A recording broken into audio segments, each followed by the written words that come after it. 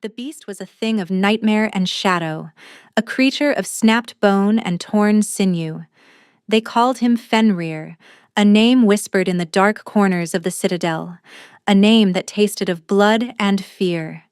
He was the Alpha King's monster, his untamable rage given form, a massive black wolf that had crippled 3 handlers and killed a 4th. And Alara, who could not even stand on her own 2 feet, was playing with him like he was a lost puppy. From the shadows of the cavernous kennel, King Kalin watched.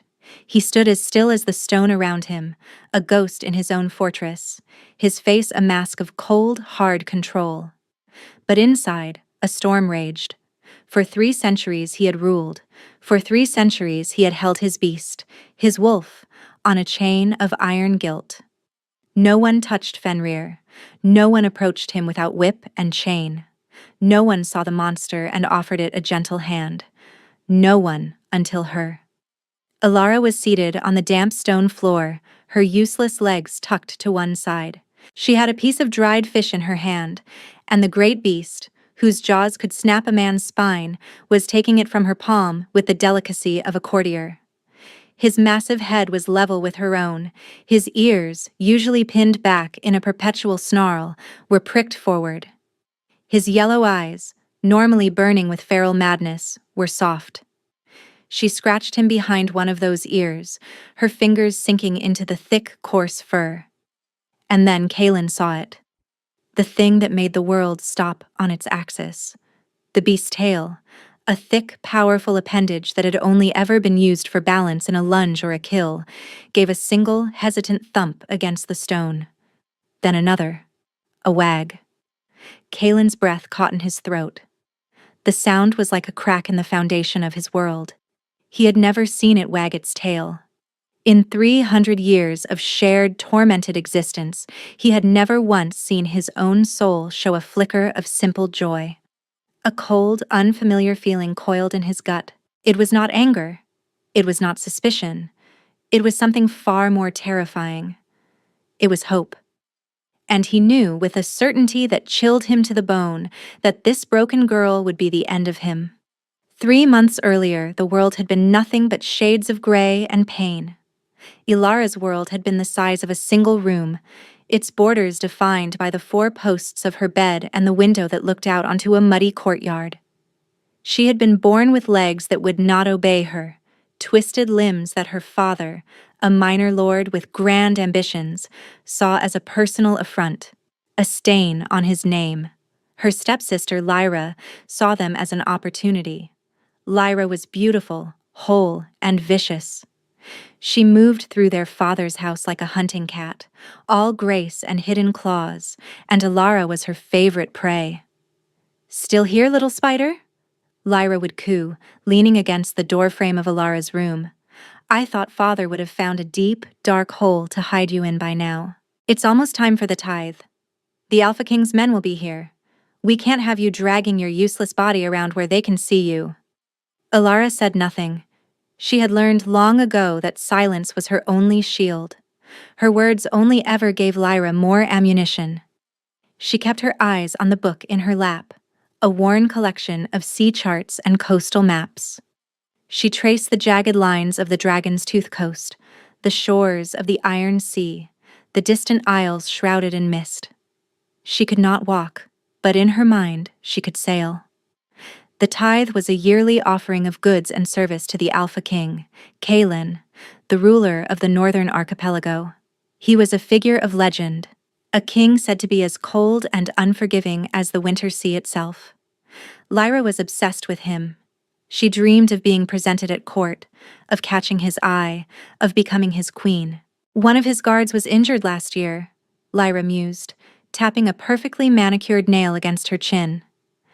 Father had to send 2 of his best men as replacement levies, a waste. But what if one sent something different?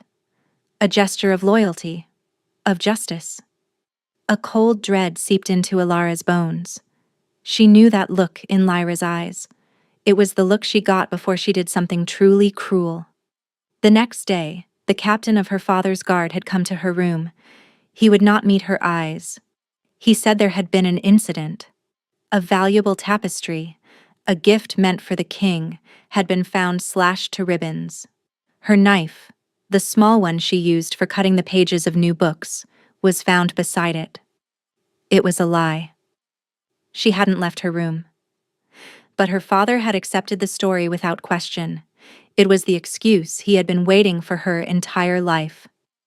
"You are a disgrace to this house," he had hissed, his face mottled with rage. He did not see a daughter. He saw a flawed product.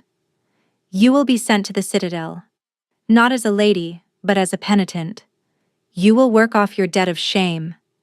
Let the Alpha King see that the House of Valerius knows how to punish its own." Lyra had stood behind him, a small, triumphant smile playing on her lips. She had won. She had scrubbed the stain of her broken sister from the family name and, in her twisted mind, performed an act of loyalty to the king she idolized. Ilara was put on a cart like a sack of grain. She did not cry. She did not beg. She held her book of maps tight against her chest and stared at the gray sky, feeling the familiar, hollow ache of worthlessness settle deep inside her. She was being sent to the fortress of the Monster King as a punishment. It was no less than she deserved. The citadel was a spike of black rock jutting out of a churning slate-gray sea. It smelled of salt and cold stone and something else. Something wild and musky that made the hairs on her arms stand up. It was a place built to withstand sieges and winter storms, not to be a home. It was a fortress of solitude. She was dragged from the cart and left on the cold flagstones of the lower bailey. Guards and servants bustled past, their faces hard and grim. No one looked at her.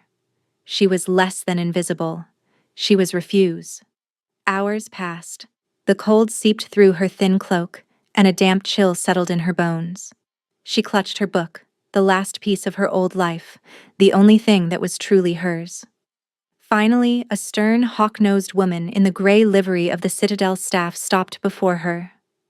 Her eyes swept over Ilara's crumpled form, lingering on her legs with open distaste. "You're the one from Lord Valerius? The vandal?" The woman, the housekeeper, snapped. Her name was Kira. Ilara could only nod, her throat tight. "The king has decreed you will serve in the kennels," Kira said, and a flicker of cruel satisfaction crossed her face. "To tend the beast. Maybe it'll find a use for your bones, if nothing else." A ripple of fear, cold and sharp, finally pierced Ilara's numbness. The kennels. The beast. She had heard the whispers from the men who drove the cart. A monster that even the king could not fully control. A punishment meant to be a death sentence. 2 guards hauled her, chair and all, down a series of winding, torch-lit stairs. The air grew colder, heavier, thick with the smell of wet fur, old bones, and raw meat. The sounds of the bustling citadel faded, replaced by an unnerving silence, broken only by the drip of water and the distant rhythmic crash of waves against the rock. They left her at the entrance to a vast natural cavern at the base of the citadel. An iron-barred gate, thick as a man's arm, was the only thing separating the passage from the darkness within. "Food's there. Water's there," one of the guards grunted, pointing to a bucket of bloody meat scraps and a pail of water. "Slide it through the slat at the bottom, and pray to the old gods he's not hungry for more than mutton." Then they were gone, their footsteps echoing away, leaving her in the oppressive gloom. She was alone with the monster. From the depths of the cavern, 2 points of yellow light ignited. They floated in the darkness, burning with a cold, intelligent fire. A low growl rumbled through the stone, a sound so deep and powerful she felt it in her chest, a vibration that rattled her very bones.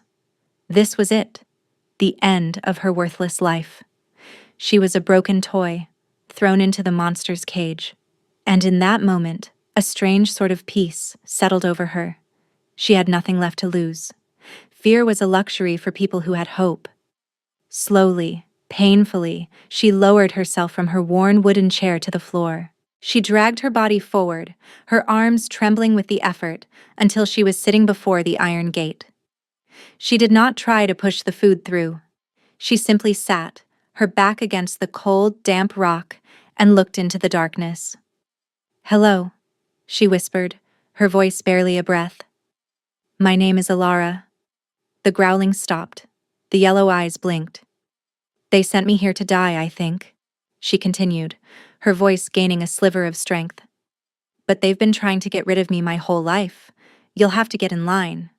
A huff of air, hot and smelling of blood, gusted from the darkness.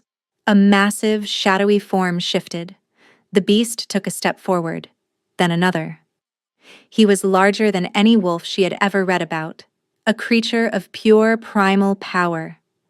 His fur was the color of a starless midnight, his muscles coiled like thick ropes beneath his skin.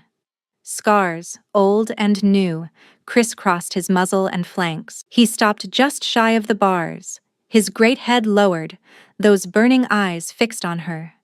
He was not just a monster. He was magnificent and lonely. The loneliness poured off him in waves, a profound, aching isolation that she recognized as if it were her own. He was a prisoner, just like her. She saw the pain in his eyes, the torment of a power too great to be contained. She did not see a monster. She saw a kindred spirit. She stayed there for hours, talking to him. She told him about her books, about the sea, about the constellations she could see from her window. She spoke of her father's cold ambition and Lyra's casual cruelty. She poured out all the words she had held inside for a lifetime, offering them to the silent, captive beast. He did not move. He just watched her, his head cocked, listening. For the first time in her life, she felt seen. Kaelin did not visit the kennels. He did not need to. The beast was a part of him, an extension of his own soul. He felt its rage, its hunger, its bone-deep ache of confinement. For centuries, since the Battle of the Weeping Plains, his wolf had been a torment. It was the guilt he carried, the physical manifestation of his greatest failure. He had hesitated, and a village had burned. Women and children had died because he had been afraid. Not of the enemy, but of the power inside him. He had locked his wolf away in the dungeons of his own mind, and it had become a monster. So when a new sensation trickled through their bond, he was startled. It was not the usual simmering fury. It was curiosity, a quiet, watchful stillness. He felt it when the girl was brought down. He felt the beast's initial surge of snarling territorialism, and then nothing. Just a profound, listening silence. He dismissed it. The girl would be dead by morning. It was a cruel fate, but the Citadel was a cruel place. He had a kingdom to run, enemies to watch, a gnawing emptiness to endure. He had no time for a crippled, disgraced girl. He was a king, not a savior. He had learned the hard way that trying to save people only got them killed. But she did not die. Days turned into a week. And the sensation from his wolf grew. The curiosity deepened.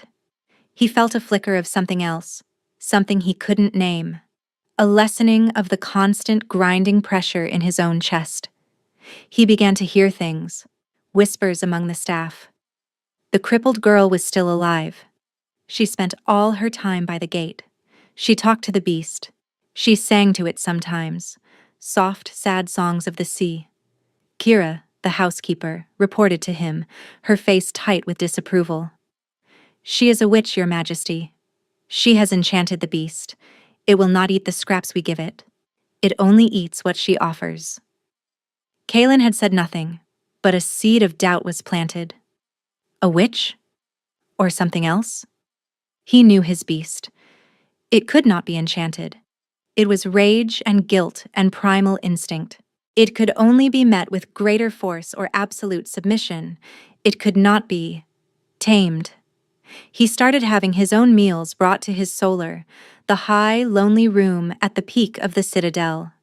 He found he had no appetite. He could feel the beast's hunger, But it was a different kind of hunger now.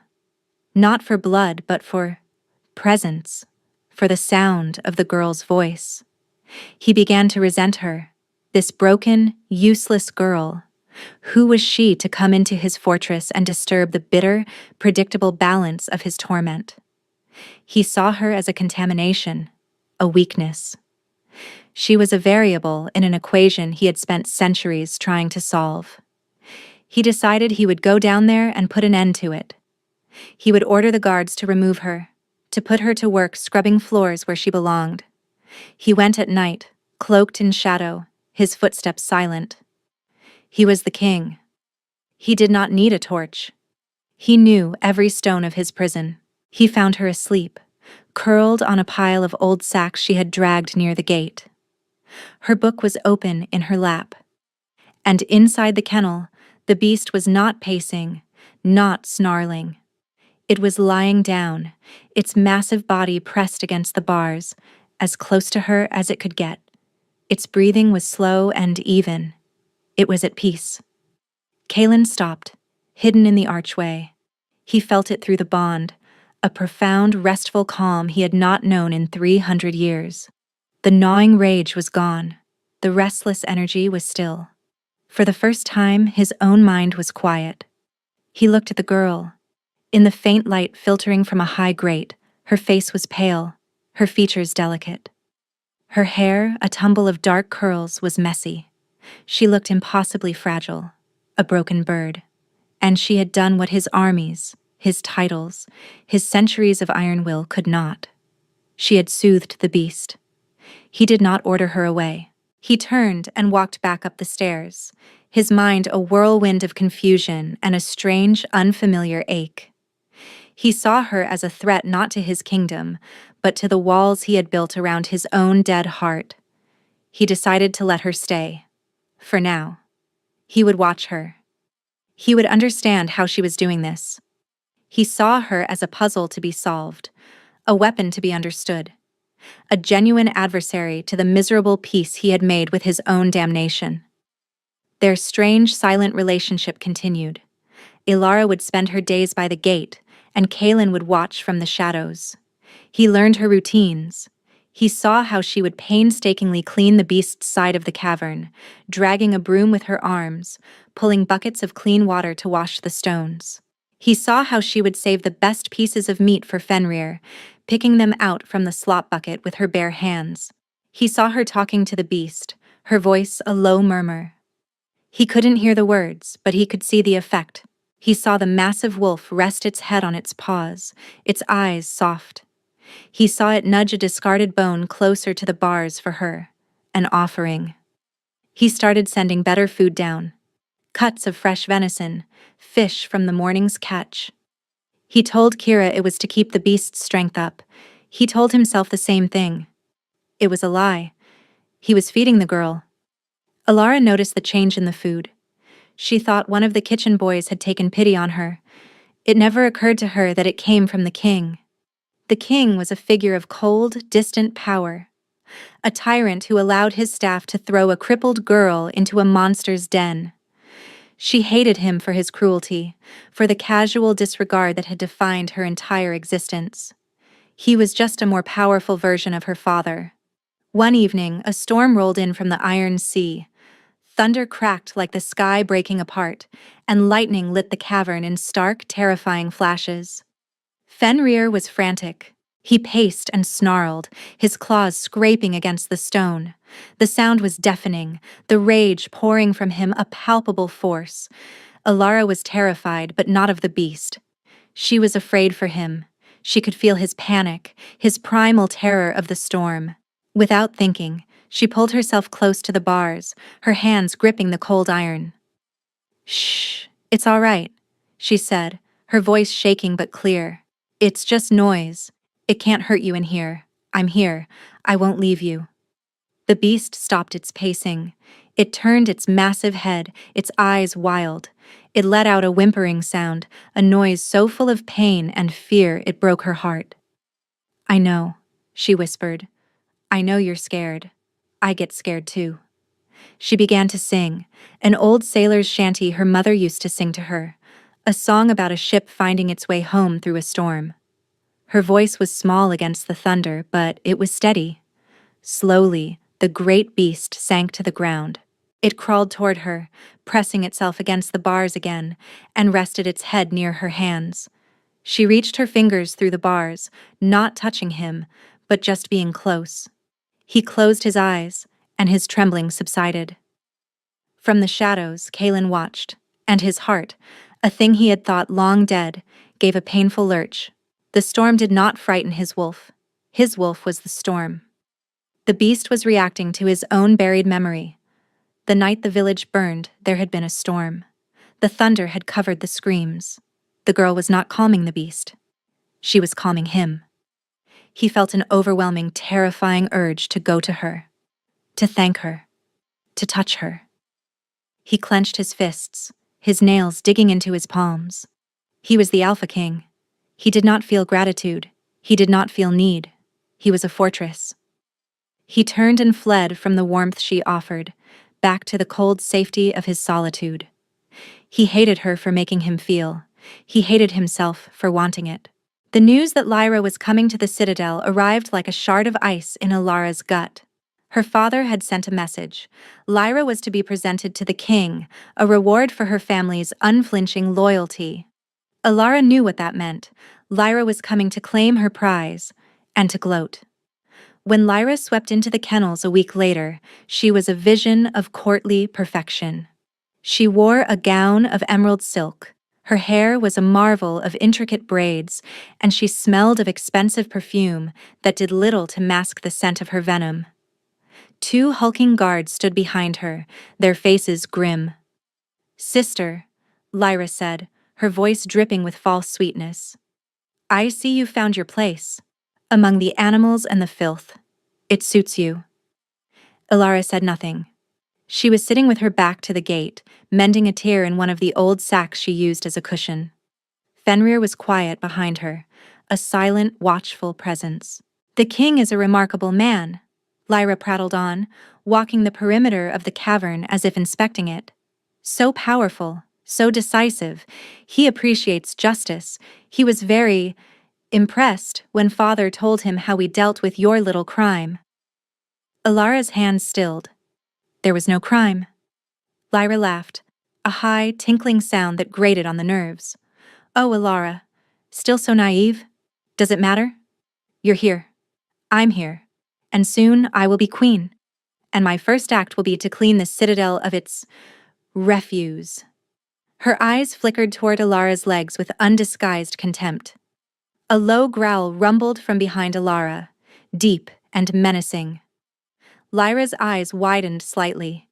She finally seemed to notice the massive black wolf lying directly behind her sister, separated only by the iron bars. "My gods, it's hideous. They let you tend to that thing?" "His name is Fenrir," Alara said quietly. "I don't care what its name is," Lyra snapped, her composure cracking. She had expected to find Alara broken and weeping, not calm and composed. It infuriated her. "It's a monster, just like you, a broken, useless thing that should have been put down at birth." The growl deepened into a snarl. Fenrir rose to his feet, a mountain of black fur and coiled muscle. His lips peeled back from his teeth, revealing fangs as long as daggers. Saliva dripped from his jaws. Lyra took a step back, her mask of superiority falling away to reveal raw fear. "Guards, control that thing!" The guards stepped forward, raising their spears, but they were hesitant. They knew the beast's reputation. "It's all right, Fen," Alara whispered, not turning around. "She's not worth it." But Lyra, enraged at being challenged, was not finished. She saw Alara's book of maps lying beside her. With a swift, vicious kick, she sent it skittering across the floor, its spine breaking, pages tearing as it hit the far wall. "No!" The cry was torn from Alara's throat. It was the only thing she had. That was the final straw. With a roar that shook the very foundations of the citadel, Fenrir launched himself at the gate. The iron bars, thick as a man's arm, groaned and buckled under the impossible force of his impact. The lock shattered. The gate flew open. Lyra screamed, a raw, piercing shriek of terror. She stumbled backward, falling in a heap of emerald silk. The guards were frozen, their faces ashen. Fenrir was out. He stood over Lyra, his massive form blotting out the torchlight. He was the incarnation of death, a shadow of rage. He lowered his head, his hot breath washing over her face, a low, guttural snarl vibrating in his chest. Ilara dragged herself forward, her heart pounding. "Fen, no, stop!" But the beast did not listen. He was lost to the rage. And then another voice cut through the chaos, cold, sharp, and absolute. "Enough." King Kalin stood in the archway. He was no longer a shadow. He was a presence, radiating a power so immense it seemed to suck the air from the cavern. His eyes, the same burning yellow as his beasts, were locked on the wolf. Fenrir froze. He whined, a low, conflicted sound, torn between his protective fury and the command of his alpha. "I said enough," Kalin repeated, his voice softer now, but no less powerful. He walked forward, his gaze never leaving his wolf. He stepped between the beast and Lyra, placing himself directly in the path of the monster's rage. He did not look at Lyra. He did not look at the guards. He looked at Ilara, who was struggling to pull herself toward her ruined book. His eyes, for a fleeting moment, softened with an emotion she could not decipher. Then the cold mask slammed back into place. He turned his attention to the cowering Lyra. "You," he said, his voice flat and devoid of any warmth. "Have you finished your performance?" Lyra stared at him, speechless, her face a mess of tears and terror. "You came to my home," Kalin continued, his voice dangerously quiet. "You abused a member of my household. You lied to gain an audience. And you threatened my property." His eyes flickered to Fenrir, then back to Lyra. "I do not suffer liars, and I do not reward cruelty." He raised a hand. "Guards, escort this woman from my citadel. Her and her entire family are banished from the northern archipelago. If I ever see her face again, I will not be so merciful." The guards, jolted into action, hauled a sobbing, protesting Lyra to her feet and dragged her away. The cavern fell silent. It was just Ilara, Kalin, and the beast. Fenrir, his rage subsiding, nudged his massive head against Kalin's hand. Kalin rested his hand on the wolf's head, a gesture of quiet communion. But his eyes were on Ilara. She had reached her book. She was gathering the torn pages, her hands trembling, her face pale. She didn't look at him. She expected him to be furious. She had broken the rules. She had let the beast out. He walked over to her. He knelt, an impossibly large and powerful man folding himself down to her level. She flinched, expecting a blow. Instead, his large, calloused hands began to help her gather the scattered pages. His touch was surprisingly gentle. He picked up the broken spine, his expression unreadable. "This can be repaired," he said, his voice a low rumble. She finally looked up at him. His face was inches from hers. She saw the lines of exhaustion around his eyes, the deep, ancient sorrow that he could not quite hide. He was not just a tyrant. He was a man in pain. "Why?" she whispered, her voice hoarse. "Why what? Why did you help me?" His eyes, those burning yellow pools, held hers. "Because he chose you," Kalin said, his gaze flicking to Fenrir, who had lain down beside Ilara and rested his head in her lap. "And I am beginning to understand why." He stood, taking the broken book with him. "You will no longer serve in the kennels. A room is being prepared for you in the upper citadel. You are under my protection now." He turned and walked away without another word, Fenrir padding silently at his heels. Ilara was left alone on the cold stone floor, her world once again turned upside down. She had been saved by the Monster King. and she didn't know if that was a punishment or a reward. The obvious threat was gone, but Alara soon learned that her stepsister had been the least of her worries. Her new life in the upper citadel was a different kind of prison. She had a warm room, soft clothes, and good food, but she was more isolated than ever. The castle staff, led by the perpetually disapproving Kira, treated her with a mixture of fear and scorn. They saw her as the king's pet, a witch who had somehow ensnared him and his beast. The whispers followed her everywhere. Kaelin was a distant, brooding presence. He did not visit her. He did not speak to her. But she felt his eyes on her sometimes as she was wheeled through the corridors by a silent servant. He was always watching. The real change was within him. With Lyra's venomous presence gone and Alara safe, the calm he had felt from his wolf began to seep deeper into his own soul. For the first time in centuries, the constant, grinding guilt began to recede. But in its place, other feelings started to surface, long-buried emotions, like frozen things thawing in a spring sun. He felt the warmth of the fire in the great hall. He tasted the salt in the air. He felt longing. And with that longing, the memories came back, sharper and more painful than ever. The smell of smoke, the sound of a child crying, the weight of his own inaction. His guilt was no longer a roaring beast, it was a cold, sharp knife twisting in his gut. Alara had not banished his demon, she had simply changed its shape. The King's Council, a group of old, grim-faced alphas, noticed the change in him, and they saw the way his eyes would follow the crippled girl. They saw the way the beast, once a symbol of his untamable power, now sometimes padded at his heels in the gardens, calm and controlled. They did not see this as healing. They saw it as a weakness.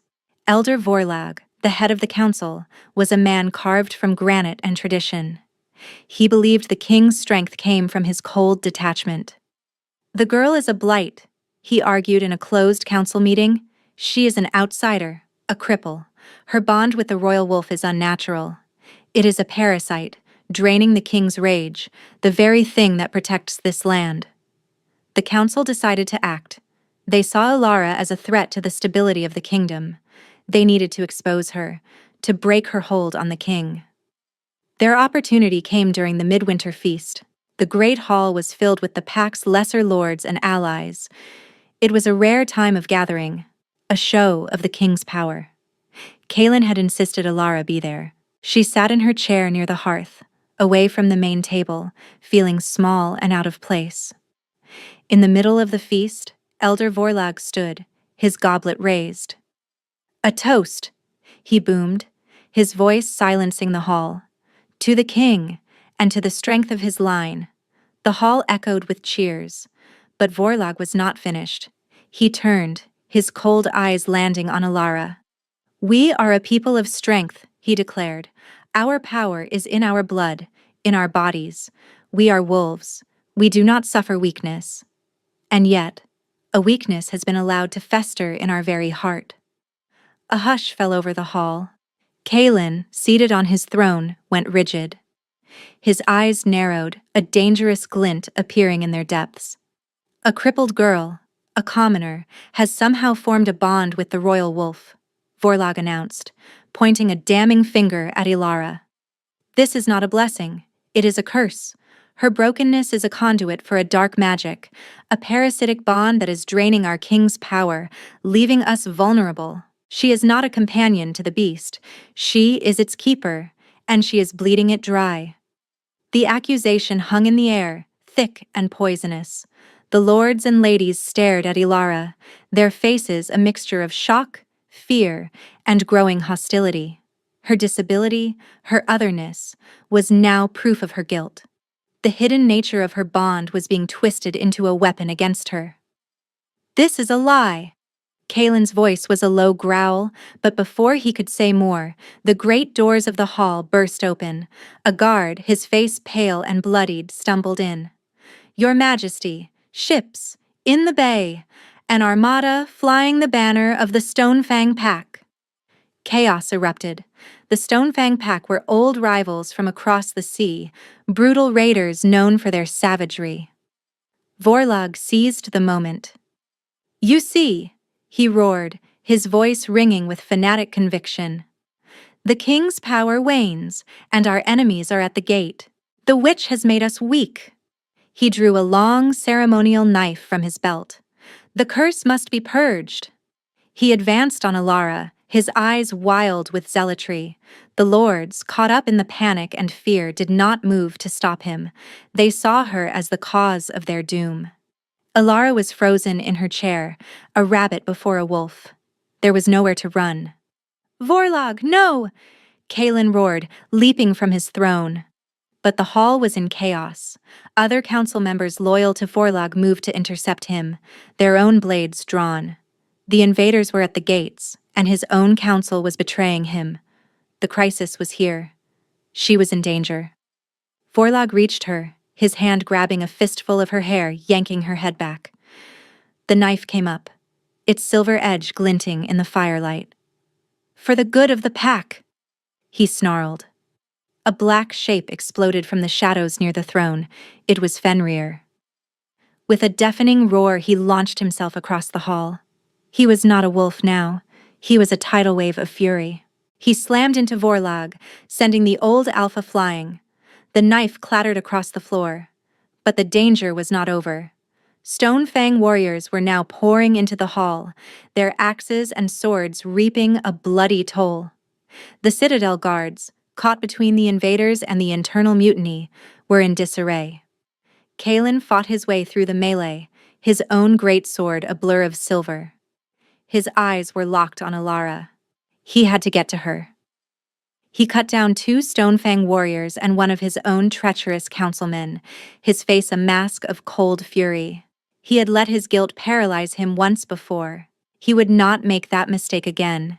He reached her side just as the Stonefang Alpha, a brute of a man with a scarred face and a cruel smile, broke through the line. The Alpha saw Kaelin, saw Ilara, and saw his opportunity. The great Kaelin, brought low by a broken pet. The Stonefang Alpha sneered, raising his massive rune-etched axe.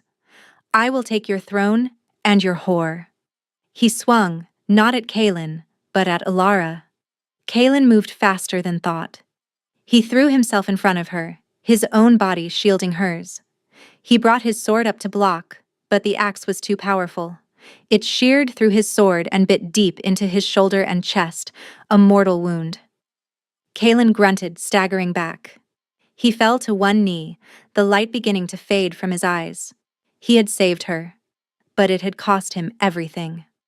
The Stonefang Alpha laughed, raising his axe for the final blow. Ilara screamed. She scrambled from her chair, dragging her useless body across the floor to him. She cradled his head in her lap, her tears falling onto his pale face. The battle raged around them, a maelstrom of sound and death, but her world had shrunk to the dying man in her arms. "Kaelin," she sobbed. He looked up at her, a faint, sad smile on his lips. Blood bubbled at the corner of his mouth. "I'm sorry," he rasped, his voice barely a whisper. "I was a fool. So much time, wasted in the cold." "Don't talk," she pleaded. "Save your strength." "No, must." He reached a trembling hand to her face, his touch a ghostly caress. "It was never about the beast, Ilara. It was always about me. You didn't soothe him. You saved me." His eyes, losing their golden light, met hers. "I love you. I think. I have from the moment I saw my monster wag its tail." The love confession, spoken under the shadow of death, shattered the last of her own walls. This great, powerful, tormented king loved her, the broken girl. "I love you too," she whispered through her tears. His eyes fluttered closed.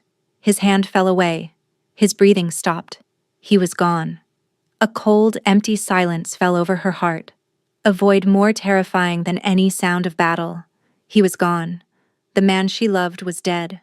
The world had taken the one good thing she had ever known. No. The word was not spoken. It was a feeling. A deep, primal refusal, that rose from the very core of her being. No, she would not accept this.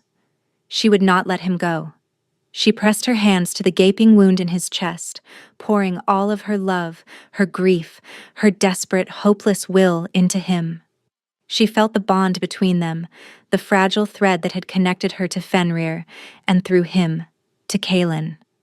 It was frayed, fading, about to snap as his life force guttered out. She held onto it. She wrapped her entire being around that thread and pulled.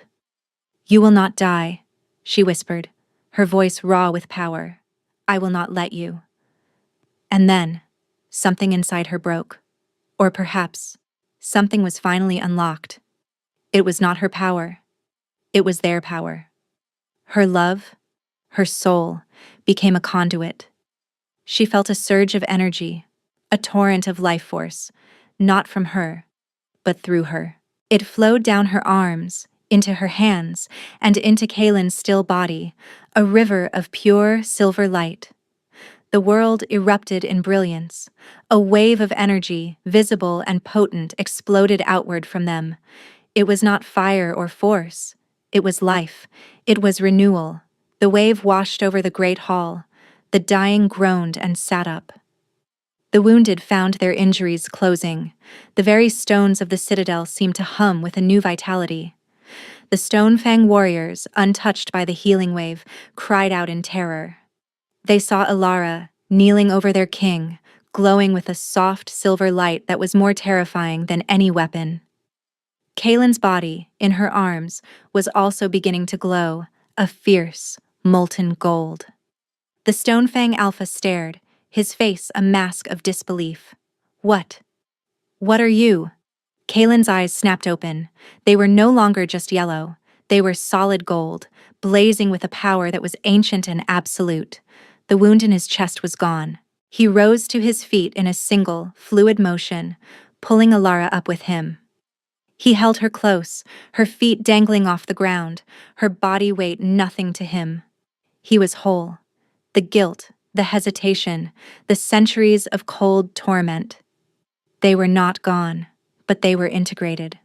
They were a part of his strength now, tempered by the silver light of her love. He felt his wolf, not as a separate, raging beast, but as a part of his own soul, complete and at peace. He looked at the Stonefang Alpha, and his voice was the sound of the sea and the storm, of the earth and the sky. "I am the king of this land," he said. "And this," he said, his golden eyes softening as he looked down at Ilara, "is my queen." Her own eyes were glowing, a soft, steady silver. Her power was the bond.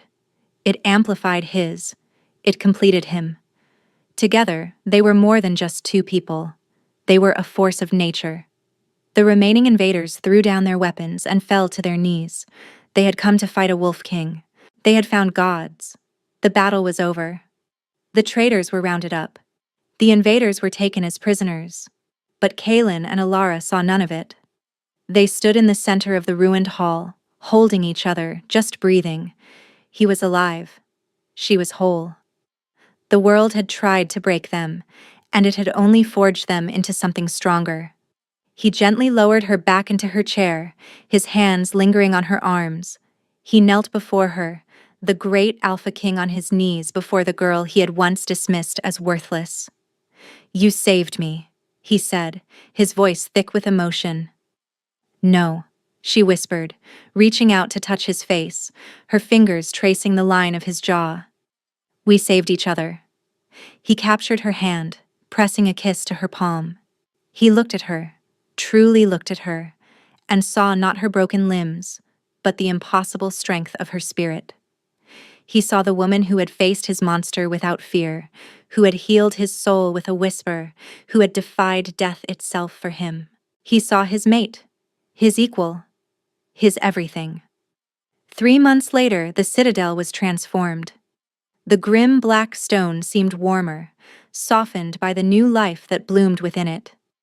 The crash of the waves against the shore sounded less like a battle and more like a heartbeat.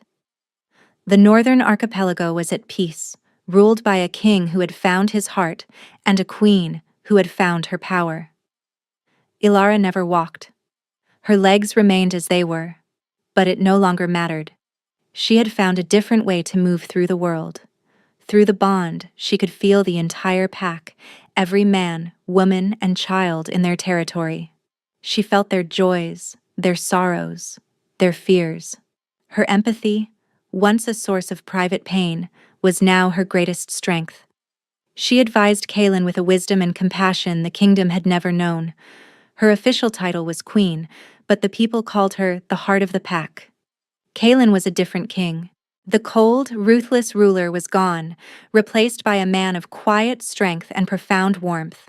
The guilt of his past was still there, a scar on his soul, but it no longer defined him. Ilara's love was a constant, gentle light that kept the shadows at bay. The evening was calm, the sky a tapestry of violet and rose. They were in the gardens that overlooked the sea, a place Ilara had only ever seen in her books. Kaelin sat on a stone bench, and she was in his lap, her head resting against his chest, his arms wrapped securely around her. Fenrir, no longer a beast of nightmare but a magnificent black wolf, lay at their feet.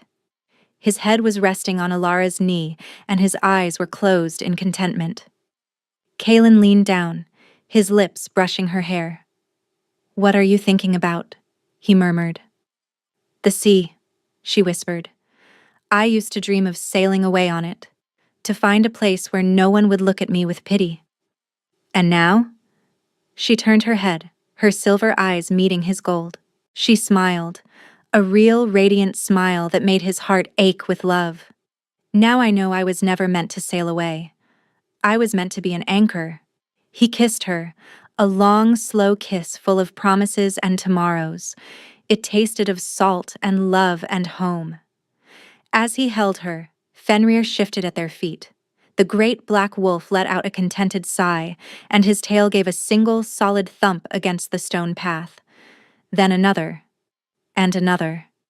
A steady, happy rhythm that was the new song of their kingdom. The song of a beast who was finally at peace, and a king who had finally come home.